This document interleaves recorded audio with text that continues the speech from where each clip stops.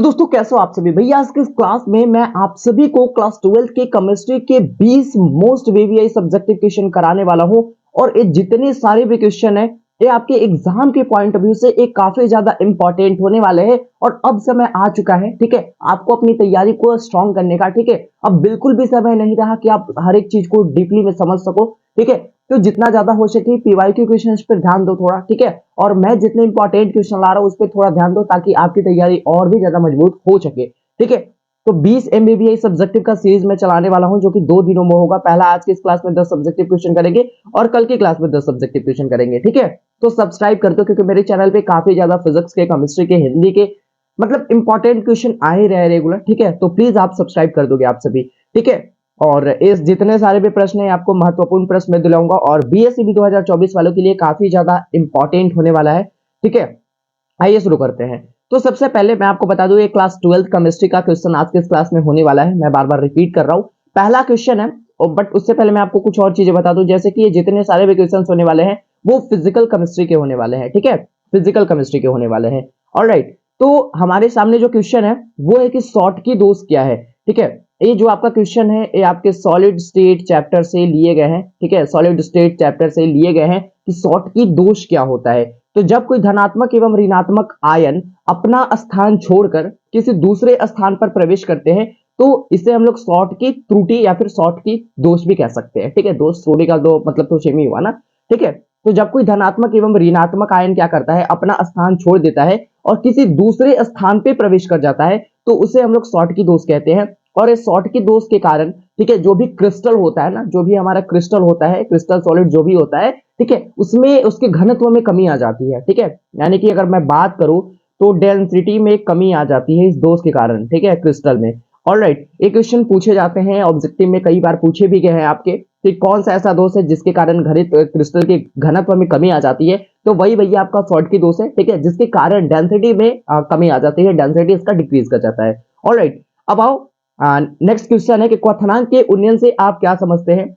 आप सभी को पता है कि जो क्वथनांक का उन्नयन है ये भैया ये आपका क्या है, क्वथनांक का उन्नयन क्या है, तो ये आपका अनुषंकी गुणधर्म है। ठीक है, विलयन का अनुषंकी गुणधर्म है, एक कोलिगेटिव प्रॉपर्टीज है। तो वही आपको बताने हैं कि क्वथनांक का उन्नयन से आप क्या समझते हैं। तो देखो, जब किसी शुद्ध विलायक में अशुद्ध विलय को मिलाया जाता है, ठीक है, कोई भी शुद्ध विलायक है उसमें हम लोग अशुद्ध विलय को मिला देते हैं या फिर अशुद्ध पदार्थ को मिला देते हैं, तो जो विलयन का क्वथनांक होता है वो शुद्ध विलयन के क्वथनांक की अपेक्षा ज्यादा हो जाता है, इसे ही क्वथनांक का उन्नयन कहते हैं। आइए उसको थोड़ा अच्छी तरीके से हम लोग समझते हैं।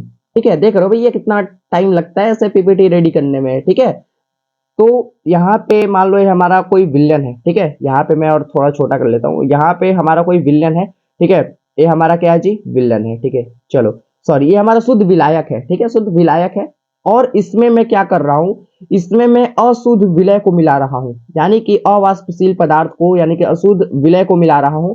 ठीक है, और जब मैं इसको मिलाऊंगा तो फाइनल मेरे पास जो भी रिजल्ट आएगा, हमारे पास एक विलयन तैयार होगा। ठीक है, हमारे पास एक कैसा विलयन तैयार होगा, तो ध्यान से समझना, मैं सारी चीजें बता दूंगा, सारी चीजें क्लियर कर दूंगा, कोई भी डाउट आपको मैं रहने नहीं दूंगा बिल्कुल भी। ठीक है, चलो यहाँ पे ये हमारा शुद्ध विलायक था, ये हमारा प्योर सॉल्वेंट था। ठीक है, और इसमें हमने मिलाया अशुद्ध पदार्थ को या फिर अशुद्ध विलय कह सकते हो आप। ठीक है, तो हमने अशुद्ध पदार्थ को मिलाया और जो हमारा प्राप्त विलयन हुआ ना, इसका क्वथनांक ज्यादा हो गया शुद्ध विलायक की अपेक्षा। ठीक है, यानी कि मान लो इसका क्वथनांक पहले था हमारा पी नॉट। ठीक है, और इसका मैं क्वथनांक मान के चलूं कि अब इसका क्वथनांक पीएस हो गया। ठीक है, अच्छा एक बात बताओ, उन्नयन हम लोग पढ़ रहे हैं क्वथनांक का उन्नयन, तो उन्नयन का मतलब तो आप समझ रहे हो कि बढ़ना। ठीक है, उन्नयन का मतलब क्या होता है, बढ़ना। तो यहाँ पे हमारा पीएस बढ़ जाएगा। ठीक है, पीएस बड़ा होगा और पी नॉट हमारा छोटा होगा। समझ रहे हो चीजें ये किस तरीके से हुआ।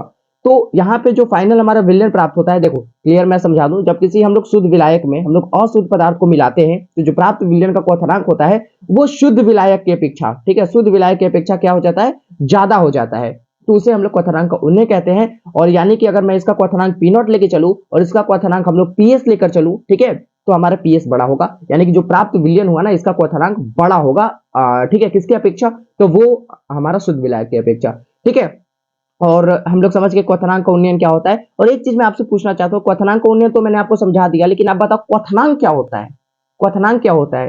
ठीक है, तो वैसा ताप जिसपे कोई द्रव क्या होता है, उबलना शुरू कर देता है। ठीक है, वैसा ताप, ठीक है, वैसा हीट जिसपे कोई द्रव कोई द्रव क्या है, उबलना शुरू कर देता है। कोई द्रव क्या करना शुरू कर देता है, उबलना शुरू कर देता है। इसे ही हम लोग क्वथनांक कहते हैं। इसे इंग्लिश में हम लोग कहते हैं बॉइलिंग पॉइंट। ठीक है, बॉइलिंग पॉइंट, इसे इंग्लिश में हम लोग बॉइलिंग पॉइंट कहते हैं। ऑलराइट, तो 2 क्वेश्चन हमने कर लिए, आगे आ जाओ जी। अगला क्वेश्चन है कि विलयन के अनुसंख्य गुणधर्म को लिखें और विभिन्न प्रकार के अनुसंख्य गुणधर्म को लिखें। यानी इस क्वेश्चन का मतलब यह है कि आपको अनुसंख्य गुणधर्म की परिभाषा बताना है कि आप अनुसंख्य गुणधर्म से क्या समझते हैं। ठीक है, और जो विभिन्न प्रकार के यानी कि अनुसंख्य गुणधर्म 4 प्रकार के होते हैं, तो आपको पता ही है, सबके नाम लिखने हैं बस। ठीक है, तो आ जाइए। सबसे पहले हम लोग अनुसंख्य गुणधर्म से क्या समझते हैं, तो किसी विलयन का वैसा गुण, ठीक है, कोई भी विलयन के अंदर आपको पता है कि क्या होता है, सॉल्वेंट होता है और सॉल्यूट होता है। ठीक है, विलायक और विलय होता है। तो किसी विलयन का वैसा गुण जो विलयन में उपस्थित विलय के कणों की संख्या, ठीक है, यानी कि जो अनुषंख्य गुणधर्म होगा वो विलायक पे निर्भर नहीं करेगा,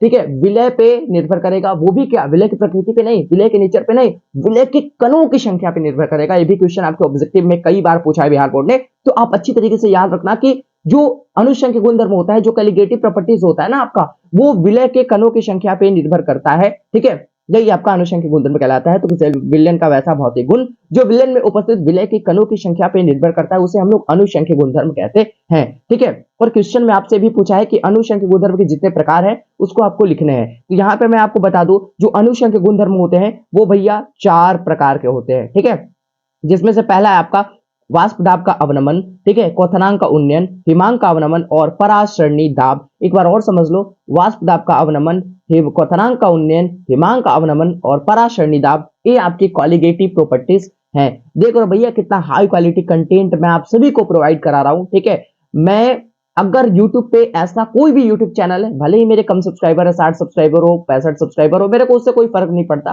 ठीक है, मैं आपको अच्छा क्वालिटी दे रहा हूं, आप मेरे थ्रू पढ़ के आप कुछ अच्छा कर बैठो, कुछ अच्छा बेटर करो। ठीक है, मेरे लिए वही बड़ी बात है। ठीक है, कम से कम सब्सक्राइब तो नहीं, याद तो करोगे ना भाई कि हाँ इसने एक क्वेश्चन को मेरे कंप्लीट करवाया था। ठीक है, तो प्लीज सब्सक्राइब कर देना अगर आपको कंटेंट पसंद आए तो। ठीक है, बाकी आपको भी पता है, एक स्टूडेंट को नहीं पता होती कि टीचर उसके लिए कितना ज्यादा मेहनत करता है।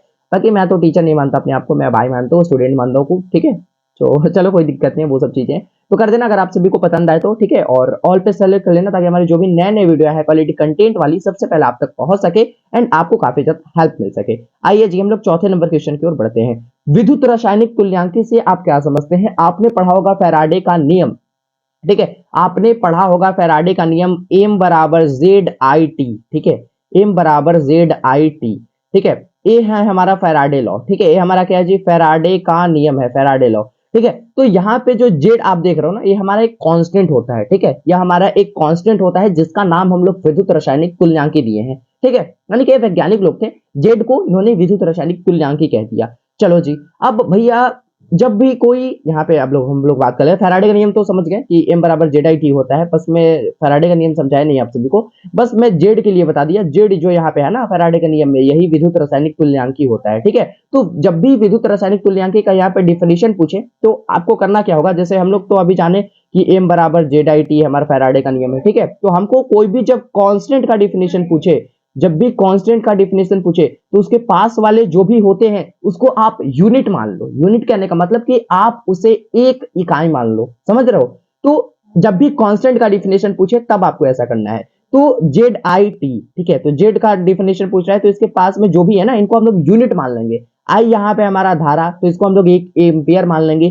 टी हमारा है समय, तो इसको हम लोग 1 सेकंड मान लेंगे। ठीक है जी, यानी कि यूनिट मानना है। तो यहाँ पे हमारा है जेड आई टी, एम बराबर जेड आई टी, एम बराबर जेड आई टी। ठीक है, तो आई को अगर हम लोग 1 एम्पियर लेके चलते हैं, धारा हम लोग 1 एम्पियर लेके चलते हैं और समय को भी 1 सेकंड लेकर चलते हैं, तो हमारे पास आ जाएगा एम बराबर का जेड। ठीक है, एम बराबर का जेड। तो कभी भी कांस्टेंट का डिफिनेशन पूछे तो उसके पास वाले जो भी है भैया, जो भी कोई भी भौतिक राशि है, ठीक है, उसको आप सिंपल क्या कर लेना, यूनिट मान लेना, यानी कि उसके बराबर 1 मान लेना। आपका जो है उसका डिफाइनेशन निकल जाएगा। समझो, किसी पदार्थ का विद्युत रासायनिक तुल्यांकी वह मात्रा है जो 1 एम्पियर की विद्युत धारा 1 सेकंड तक प्रवाहित करने पर प्राप्त होती है। तो समझ गए आप सभी की विद्युत रासायनिक तुल्यांकी क्या है? किसी पदार्थ का विद्युत रासायनिक तुल्यांकी वह मात्रा है जो 1 एम्पियर की विद्युत धारा 1 सेकंड तक प्रवाहित करने पर प्राप्त होती है। ऑलराइट, अगला है संचायक बैटरी। कई सारे लोग तो ये सोच रहे होंगे कि अरे यार संचायक बैटरी कहां से आ गया हमारे सिलेबस में, लेकिन है जी। अगर मैं इसका इंग्लिश नाम बताऊं तो शायद आप जान जाओगे। सेकेंडरी सेल इसे कहते हैं हम लोग। ठीक है, सेकेंडरी शेल। ठीक है, सेकेंडरी शेल है हमारा, सेकेंडरी शेल।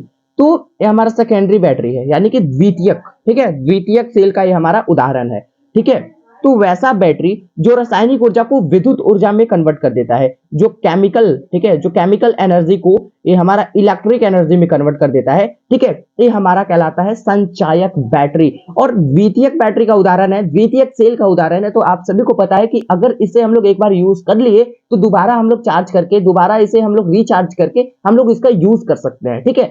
तो द्वितीयक बैटरी वैसा बैटरी जो रासायनिक ऊर्जा को विद्युत ऊर्जा में कन्वर्ट कर देता है, पहला पॉइंट, जो कि हमारा संचायक बैटरी कहलाता है, ठीक है। उसके रासायनिक प्रतिक्रिया को हम वापस प्राप्त कर सकते हैं, यानी कि इसे हम लोग रिचार्ज करके दोबारा अपने यूज में ला सकते हैं इसको, ठीक है। प्रबल और दुर्बल विद्युत अपघट्य क्या है, एक एक उदाहरण देने हैं आपको, ठीक है। प्रबल और दुर्बल विद्युत अपघट्य क्या है, आपको एक एक उदाहरण देने हैं। अब प्रबल विद्युत अपघट्य क्या है, दुर्बल विद्युत अपघट्य क्या है, इसके बारे में समझ लो, ठीक है। देखो जो 100, अच्छा पहले बताओ विद्युत अपघट्य क्या होता है।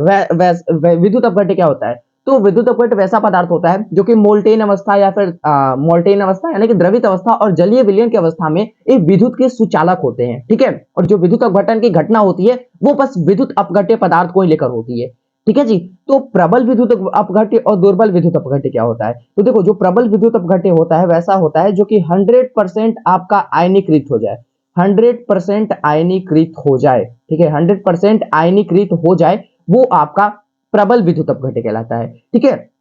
और इसका एग्जाम्पल भी बात कर रहे हैं कि उदाहरण भी बात कर रहा है, तो आप इसके एग्जाम्पल में दे सकते हो HCl, NaCl, ठीक है, KCl, ये सब ऐसे हैं जो कि 100% आयनीकृत हो जाते हैं, यानी कि ये प्रबल विद्युत अपघट्य के उदाहरण है जी, ठीक है। ये प्रबल विद्युत अपघट्य के उदाहरण है और ये 100% आयनीकृत हो जाते हैं। यहाँ पे बेसिकली एक ही उदाहरण पूछा था, तो आप चाहे HCl, NaCl, KCl जो दे सकते हो आप प्रबल विद्युत अपघट्य के लिए दे सकते हो। अब दुर्बल विद्युत अपघट्य के बारे में चर्चा कर ली जाए, ठीक है।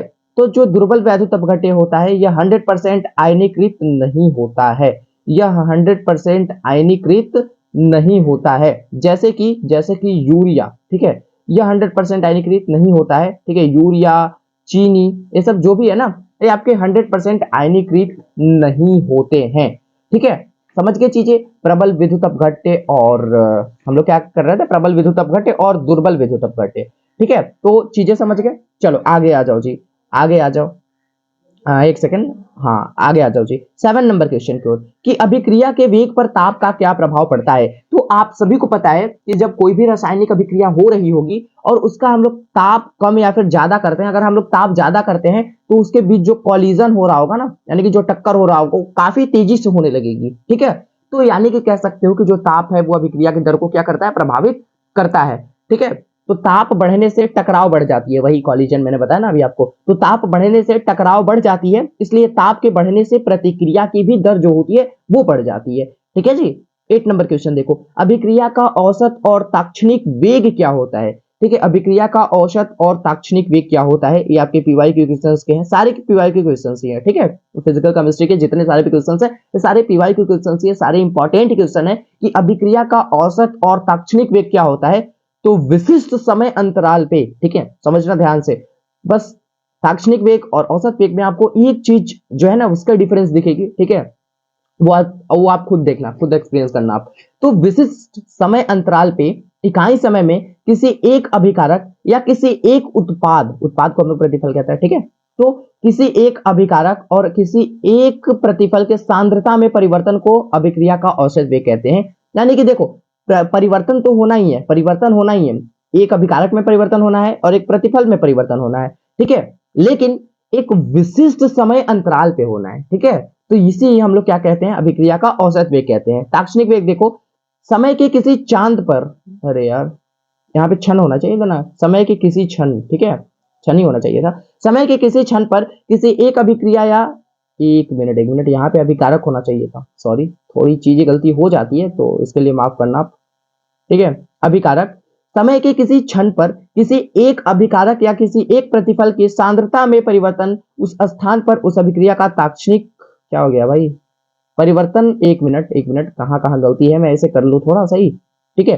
यहाँ पे देखो समय के किसी क्षण, यहाँ पे तो क्षण कर लेना पहला चीज, ठीक है, चांद की जगह आप क्षण कर लेना, ठीक है। समय के किसी क्षण, ठीक है, किसी एक अभिक्रिया, यहाँ पे अभिकारक कर लेना, ठीक है, अभिकारक, ठीक है। तो समय के किसी क्षण पर किसी एक अभिकारक या किसी एक प्रतिफल के सांद्रता में परिवर्तन, ठीक है, सांद्रता में परिवर्तन को, ठीक है, अभिक्रिया का ताक्षणिक वेग कहते हैं। सांद्रता में परिवर्तन को अभिक्रिया का ताक्षणिक भी नहीं यार, ताक्षणिक वेग, ठीक है, ताक्षणिक वेग कहते हैं। ठीक है, मैं जब पीडीएफ प्रोवाइड करूंगा ना तो आपको सही करके दे दूंगा, ठीक है, कोई दिक्कत नहीं है। किसी ठोस पर गैस के अधिशोषण को प्रभावित करने वाले कारक कौन से हैं, यानी कि यहाँ पे बात कर रहे हैं कि जो अधिशोषण होता है उसको प्रभावित करने वाले कारक कौन कौन से हैं। ठीक है, तो पहला है हमारा अधिशोषक एवं अधिशोषण की प्रकृति पर। ठीक है, एक मिनट, यहाँ पे गलती है थोड़ी सी, यहाँ पे होनी चाहिए थी अधिशोषक और अधिशोष्य की प्रकृति पे। ठीक है, अधिशोषक अधिशोष्य क्या है ये आपने पढ़ रखा है। ठीक है, अधिशोषक अधिशोष क्या है आप तो पढ़ ही रखे हो ना कि अधिशोषक और अधिशोष्य क्या होता है। ठीक है, अधिशोषक क्या होता है, तो जिस पृष्ठ पर अधिशोषण की घटना होती है उसे हम लोग अधिशोषक कहते हैं। ठीक है, और अधिशोष से क्या होता है जी, अधिशोष से क्या होता है, तो जिस किसी पदार्थ से आकर जो चिपकता है ना, धूल कण, गैस के कण हो या फिर द्रव के कण हो, ठीक है, तो वो जो कण होते हैं ना वो हमारे अधिशोष कहलाते हैं। दूसरा है कि अधिशोषक के सतह के क्षेत्र पर भी प्रभावित करता है, एक ऐसा कारक है कि, ठीक है, जो कि अधिशोषण को प्रभावित करता है प्रायोगिक परिस्थिति पर। ठीक है, सब निर्भर करता है, अधिशोषण इन सारी चीजों पे निर्भर करता है। ऑलराइट, 10वां क्वेश्चन देखते हैं, भौतिक अधिशोषण और रासायनिक अधिशोषण के मुख्य अंतर क्या है, सॉरी मुख्य अंतर क्या है। हाँ, तो इसको आपको HW प्रश्न है, ये आपको घर से करके लाने हैं। ठीक है, और यहाँ पे मैं अपना एक नंबर दे रहा हूँ 9162530448। ठीक है, इस पे आपको चिपका देने हैं भैया। बहुत सारे ऐसे यूट्यूबर हैं, ठीक है, या फिर मैं उन्हें टीचर कभी नहीं बोलता, ठीक है, सारे को नहीं बोलता, क्योंकि बहुत सारे लोग ऐसे हैं जो कि फ्री में बिहार की शिक्षा नीति को सुधारने के लिए यूट्यूब पे काम करते हैं। ठीक है, और कहीं ना कहीं बिहार को काफी मदद मिली है, बिहार की शिक्षा को काफी मदद मिली है यूट्यूब के थ्रू भी। ठीक है, क्योंकि बिहार में बेसिकली तो ज्यादातर लोग मीडियम फैमिली से, वही मिडिल क्लास फैमिली से बिलोंग करते हैं। ठीक है, जिनके पास उतना पैसा नहीं हो पाता ताकि वो अच्छे कॉलेज, अच्छे कोचिंग क्लासेस वगैरह में जाकर अपनी पढ़ाई को कंप्लीट करे। ठीक है, तो मैं यहाँ पे काम कर रहा हूँ, मैं काफी कुछ, भले ही मेरे सब्सक्राइबर कम है लेकिन कुछ ही बंदे मेरे वीडियो को देखते हैं। ठीक है, तो उनको भी काफी ज्यादा हेल्प मिल जाता है, और काफी तो ऐसे भी यूट्यूबर्स हैं जो कि एज अ क्रिएटर यूट्यूब पे काम करते हैं। ठीक है, यानी कि पीडीएफ के भी पैसे लेंगे, वीडियो जो भी है, ठीक है, खुद के अपने एप्लीकेशन बिल्ड करके रखे हैं, वहां पे बच्चों को कोर्स सेल करते हैं, तो ये थोड़ी दिक्कत हो जाती है। तो कहाँ से कर पाएगा भैया उतना लोग। ठीक है, तो पीडीएफ के लिए चलो ठीक है, कोर्स सेल कर रहे हो आप, उसके लिए चलो कोई दिक्कत नहीं है, आप पूरे साल पढ़ा रहे हो, सही है, लेकिन एक पीडीएफ के लिए एक बच्चे से पैसे ले रहे हो, वो तो गलत बात है ना जी। एक पीडीएफ नहीं शेयर करते सकते। मैंने बहुत सारे चैनल देखे, मैं नाम नहीं लूंगा, ठीक है, लेकिन कोई नहीं। आपको करना क्या होगा, आज के क्लास के जो भी 10 सब्जेक्टिव क्वेश्चन थे और कल के क्लास में जो हम लोग आगे के 10 सब्जेक्टिव क्वेश्चन करने वाले हैं, इसको अगर आप सभी को अगर इसका पीडीएफ चाहिए तो आप ये जो 10 नंबर क्वेश्चन है इसके होमवर्क को आपको बनाना है। ठीक है, फोटो लेना है और मेरे व्हाट्सएप पे चिपका देना है, मैं आपको पीडीएफ उसका प्रोवाइड करा दूंगा। ठीक है, ये सही तरीका है। ठीक है जी, मेरे को सही तरीका लगा। चलो, वैसे तो मैं फ्री में ही देता हूँ पीडीएफ, ठीक है, एक भी रुपया मैं आप सभी से नहीं लेता। ठीक है, लेकिन इसका होमवर्क दे देना, मैं थोड़ा और खुश हो जाऊंगा, और मैं आपको बाकी सब्जेक्ट भी पीडीएफ वगैरह शेयर कर दूंगा। तो कोई दिक्कत नहीं है, आप अच्छी तरीके से मन लगा के पढ़ाई करो। इस वीडियो में इतना ही, और नेक्स्ट वीडियो में मिलेंगे हम लोग नए टॉपिक के साथ। तब तक के लिए आप सभी को जय हिंद, वंदे मातरम।